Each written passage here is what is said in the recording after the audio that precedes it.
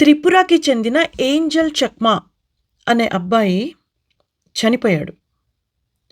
ఎందుకు అంటే, ఆ అబ్బాయిని అందరూ చింకీ, చింకీ అని రేషియల్ అబ్యూస్ స్లర్స్ చేస్తుంటే, తనకి తాను డిఫెండ్ చేసుకుంటూ చనిపోయాడు.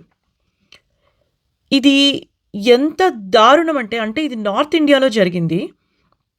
కానీ ఇది సౌత్ ఇండియాలో మన ఆంధ్ర, తెలంగాణలో జరిగినా గూడా నేను పెద్ద ఆశ్చర్యపోను. ఎందుకంటే నేను విన్నా ఈ మాటలు. నార్త్ ఈస్ట్ నుంచి ఎవరొచ్చినా సిక్కిం, నాగాలాండ్, మణిపూర్, మిజోరం, త్రిపుర, అస్సాం, అరుణాచల్ ప్రదేశ్ ఇలా ఎక్కడి నుంచొచ్చినా సరే మన వాళ్ళు, చింకి వాళ్ళు, చిన్న కళ్ళ వాళ్ళు ఎంత బాధేస్తుందంటే ఇట్లాంటి మాటలు వింటే, మనము కూడా కొన్ని నేర్చుకోవాలి, తెలుసుకోవాలి. ఇలాంటి మాటలు మాట్లాడే ముందు, లేదంటే ఇలాగా ఇంకొకళ్ళని అవమానించే ముందు వాళ్ళు మనవాళ్ళే, ఇండియన్సే వాళ్ళు కూడాను.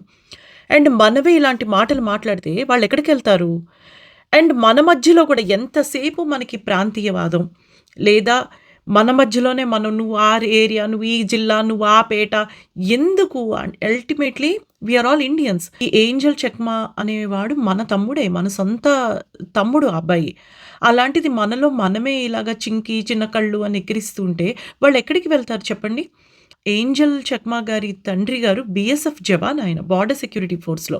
అంటే మన దేశాన్ని కాపాడుతున్న జవాన్ ఆయన. ఆయన కొడుకు ఇలాంటి మరణం చెందడం అనేది మనకి ఎంత సిగ్గుచేటు, అవమానం కదా!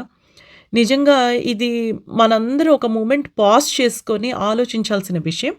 మనకి మనమే ప్రామిస్ చేసుకోవాల్సిన విషయం that we will never ever abuse anybody based on their reason, based on their appearance, based on their caste or based on or for whatever reason. మనం అసలు ఎవరిని అబ్యూజ్ అట్లా చేయకూడదు. రేషియల్ స్లర్స్ పాస్ చేయకూడదు ఎవరి మీదను. Take a promise for yourself from going forward. From now on, you will never ever do it. And take a promise from your immediate friend also.